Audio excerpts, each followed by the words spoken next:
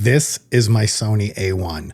50 megapixels, 30 frames a second, blazing fast autofocus. This thing is an absolute beast of a camera. I use 2 of these when I shoot tour photography, and it's just an absolute monster of a camera. This is a 10-year-old Leica Q. 24 megapixels, not the greatest autofocus. I have no idea how many frames per second it shoots. Viewfinder is not that great, but I'm going to tell you why I think this is my favorite camera of 2025.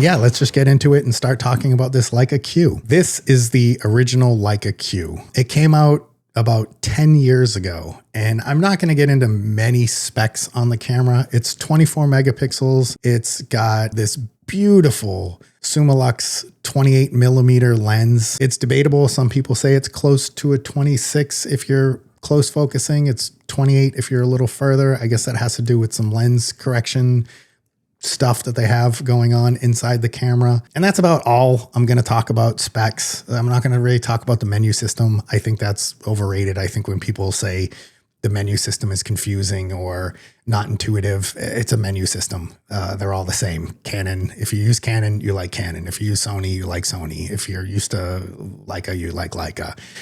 They're a list. I don't know how that's confusing to people, but clearly that's confusing to people. What I really enjoy about this, and before I kind of look at my notes and just kind of talk a little more in depth, one of the things that stuck out the most about this camera is now with my Sony A1 cameras, I use those for work. And when I'm at work, there's a lot of pressure. I need to get the shot. I need to have something that has really fast autofocus that can lock onto my target. I need something that's like a machine gun where I can get those 30 frames in a second so I can pull out that perfect one of somebody jumping in the air or spinning around or just that moment. This is not that. This is the total opposite of that. With every photo I take with this, I have to be methodical. I need to be focused. I need to be very deliberate with what I'm shooting. There is a continuous autofocus on this that I never use. I just literally turn it from off to single shot focus. I am not good at that type of photography. I am actually pretty terrible at that type of photography. Street photography, landscape, architecture, food, I'm okay with. But I think a lot of that has to do with editing and less about the picture itself. In my case, with the food pictures that I've taken, I know there's a huge art to real food photography. With this, I enjoy the art and I enjoy the process of taking the photo. I've brought this out on walks since I've got it. I've had it about 3 weeks now. And I've brought this out on walks around the city, around New York, around Boston, backstage, even some stage shots with it during the shows. Most of my pictures aren't that good. So why do you like the camera if you're taking crappy pictures? Because the thing that I do like about this camera is it's given me the enjoyment of photography. I know 9 out of 10 times I'll nail the shot with my Sony, and I know I can get a decent shot. Now, whether it's, the same thing, if I'm walking down the street with my Sony and I'm walking down the street with this, the picture is going to be the same. It's probably going to be some boring street photography composed really weird, and it's because I'm learning that and I don't know that. I know that if I use my Sony, that I know my settings. I know my camera like the back of my hand, and I can snap off pictures like crazy. If I see somebody walking across, I can take pictures, or if I see something over there, I can take some pictures, and I can just kind of, go around and shoot. With this, like I said, I have to be a little more deliberate. I kind of look at the world in a different way when I'm carrying this camera around. And to me, that's something that is bringing some enjoyment back into my photography, which is, it's pretty wild when you think about it, because I'm sitting here saying I got this camera that I can't take pictures with, but I'm enjoying it the most out of any of my other cameras. This is a fun point and shoot camera that I'm learning, and I'm enjoying learning it. I'm enjoying the process of it. And why I still think this is a banger of a camera in 2025 is because I got this on eBay for about $1,800. Now I know that's a lot of money. That's not cheap by any, means. It's expensive. But when you look at what's comparable in the market, Sony just came out with one that's very similar. It's about $5,000. They have a A7CR, which has removable lenses, but that body itself is, I think, about $2,500. The brand new Sony A1 version 2, that body is now $7,000. The Leica Q version 3, the one that just came out, I think, last year, that thing is still about $7,000. So for $1,800, this is not really a bad deal. When you look at what you're getting one of the best lenses in the business. As people say with Leica Qs, you're buying the lens and getting the body free. This lens doesn't come off of the camera. This lens it's a fixed lens camera. Black on such a dark thing is pretty hard to see. But it's a fixed lens. There's just something, like I said, just about using this camera, and even my bad pictures look good. And when I talk about look good, I mean the quality. 24 megapixels, in case you're wondering, is perfectly fine for 99% of the things that you're going to do. Social media, Facebook, Instagram, websites. You could even do prints with 24 megapixels. A lot of the flagship cameras are still 24 megapixels. I think one of the top end Canon, rugged, beefy, was it the one that replaced the 1DX. I think that is still 24 megapixels. There's nothing wrong in 2025 with 24 megapixels. I know everybody is, they're getting more and more. You're hearing, 50 like my A1, or you're hearing like 100, or, just all these numbers, 60, and there's nothing wrong with 24 megapixels, especially if you're taking your pictures without the intent of cropping them, or without the intent of printing up a really big poster or something like that. If you're just using it for social media, 24 megapixels is perfectly fine. With this camera, what I will say is the pictures, the JPEG photos that come out of this camera are some of the nicest photos that I've ever taken to date. There's something about the look of these photos. Even if I'm not happy with the picture that I took, they look really good.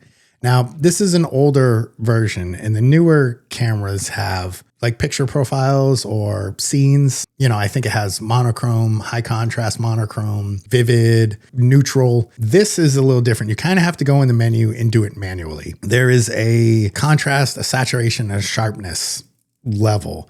And 99% of the time, I'm shooting contrast high, sharpness high, saturation monochrome. So I'm shooting my JPEGs monochrome. The raw files come out raw, and that's just what that is. Straight out of camera, most of the time I don't even feel like I have to edit them. Maybe I'll add or remove a little contrast or sharpness or highlights, and I'm talking this is something I would do on my phone. I would just send them to my phone and either, brighten it up a little or bring it down. And the pictures look absolutely great. And in contrast, when I take the JPEGs out and throw them in a Lightroom, the raw files out, and I throw those in a Lightroom, I'm almost struggling to get that same look, converting it to black and white, adding a higher contrast, adding higher saturation. I've come close, but not what's straight coming out of this camera. So to me, that's another thing. It changes my workflow. I'm thinking more in straight out of cam type of photography than I am thinking things that I can do in post. Not that I really think about what I can do in post, but I know that when I take a picture and I kind of look at it on the back of the screen after, and I'm like, oh man, that's a pretty good picture. I know most of the time I could just post that. There's not much I could do. Now with my Sony and I'm doing a show, I go, oh man, that picture is sick. But it's a little dark, or it's a little too bright, or I'm going to have to, there's a huge bright light coming over from here. So I'm going to have to kind of darken this a little and punch this up a little, and there's a shadow on it. There's a lot more to it. And again, it's a different style of shooting. Don't get me wrong. There's some quirks. There's a lot of quirks with this camera. I'm not going to lie. I mean, one of the big issues a lot of people online have, I don't right now, is it's not weather sealed. And apparently dust can get into the lens. And I think when you send it back to Leica, it's a long process, and it can take, 3-4 weeks, and it costs a few $100 to have them take it apart, blow the dust out. I have not run into that issue. I don't plan on using this in inclement weather, so I'm not really worried about the weather sealing. I mean, I just take this out, for like walks, or, walking around a city, or, backstage stuff, keep it in my backpack. I'm not going to bring this out with me if there seems to be like there's going to be bad weather coming. I'm not going to take it out in a snowstorm. I'm not going to take it out in a rainstorm. I mean, I wouldn't even take my other cameras out in that unless I absolutely needed to. And my Sonys are weather sealed, and they're beasts, and I have had to use them in the rain. The viewfinder is not great. I'm going to go out on a limb and even say it's bad. This diopter, the diopter, it's a little spinny thing that you use to keep this in focus. That gets knocked around in my bag all the time. So when I put my eye up to it, it's blurry. So I have to, click this little thing to bring it back in focus. I think the new Q2 and 3 have you press to lock it, and then you press it again and it springs up, and you can change it and then press it again to lock it. The back screen is fine. I have this set personally where I have it on autofocus. The single shot autofocus is okay. And I have it set to autofocus. And I have my shutter speed set to auto. And what I usually do is, let's see if you guys can see right here, the little aperture ring. This is what I play with. I spin this around and changed my aperture, 1.7, 2, 2.8, 4, 5, 6, and all the little numbers in between. And depending on what I want my shot. And then this little dial right here I have set for exposure compensation. A couple little clicks one way is bright, a couple little clicks the other way is dark.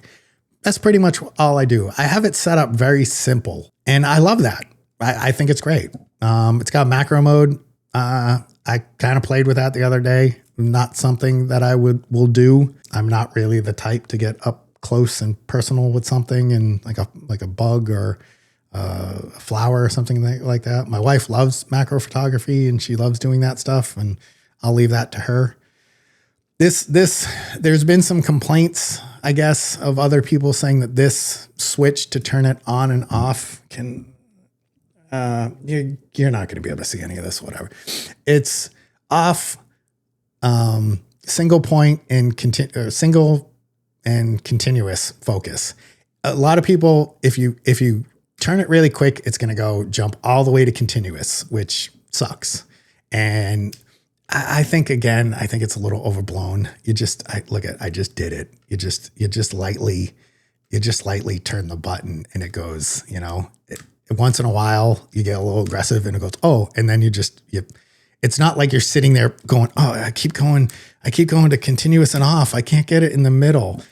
It might cause you to over click once, and then you just touch it and it goes back. So again, I think that's overblown. Accessories for this are stupid expensive, kind of ridiculous. That's why I don't have any. A lot of people get the little grip right here. So it's grip, or the little thumb thing right here. I personally don't feel it's so light. I don't feel it's uncomfortable to just hold and shoot. I don't know. I mean, I have used the ones with the grip, and it's kind of nice, but it's so kind of, I don't know. I mean, am I going to spend $250 for the real Leica one and put that on there to make it, a little 1/4 inch bigger there, and then a lump here? I mean, I've seen some ones online, like third-party ones for $50 or whatever. I've seen the thumb grips anywhere from $30 to $300. Anything official Leica is going to be stupid expensive anyways. Batteries, these Leica batteries, I guess, are very similar to, I think it's a Panasonic camera where the Leica battery is like $100 and something bucks, where the Panasonic ones are like $50 or something like that. You'd have to look that up. I don't know. I got 2 batteries with this when I bought it, and they seem to be keeping a charge fine. I can go most of the day taking, random pictures here and there. Is this better than my Sony camera? No, not even close. Is this more fun than my Sony camera? In certain circumstances, yes. I think everybody should have a fun camera. One that you just grab and you go out and you take pictures of it. Because sometimes it's not even about the images that we capture. Sometimes it's just about being out there in the moment, taking photos. Yeah, I don't want to say it's a bummer when I come home from walking around the street and I look through my photos and I don't like any of them, because it's not. I've done the same thing with my Sony camera. That's not the type of photographer I am. But I have a lot more fun not getting the photos with this than what I do with my Sony. I'm just taking pictures of random things. It's just a fun little camera. For $1,800, you get pretty much a $6,000 lens that is absolutely beautiful. Like, I took some shots backstage, just kind of over the shoulder stuff, and man, they look really good. If the action's not moving super fast, man, you get really nice photo. I got some cool stuff of the boys on stage, Joe, Steven, and Dom, during the MTV rehearsals when they were on the stage. I got some really cool stuff of them rehearsing in the studio, just kind of off to the side. I got some really cool photos. I love the look of them straight from camera. You get into the Leica ecosystem for a very reasonable price. You get a really fun camera, get one that has plenty of megapixels for stuff on social media. It changes the way you look at photography. I don't know, man. I'm going to say that in 2025, this is a beast of a camera. It's a sleeper camera.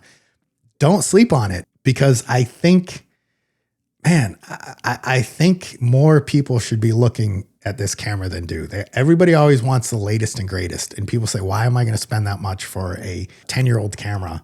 I'm telling you, if you're in my town or you see me out at one of the shows and I have this camera on me and you want to snap a couple pictures, let me know. And I'll let you, stand there and hold it and shoot some pictures, and we can talk about it. And you will see why. Borrow someone's Leica Q2, borrow someone's Leica Q3, and think, man, I can pretty much take that same picture, but for like a quarter of the price. So anyways, if you guys made it this far, thank you. Please give the video a thumbs up, hit that subscribe button. That really helps. I hope you like the format of the way the new channel is going. It's going to be geared more towards stuff like this. And as I always say, that is all. Carry on.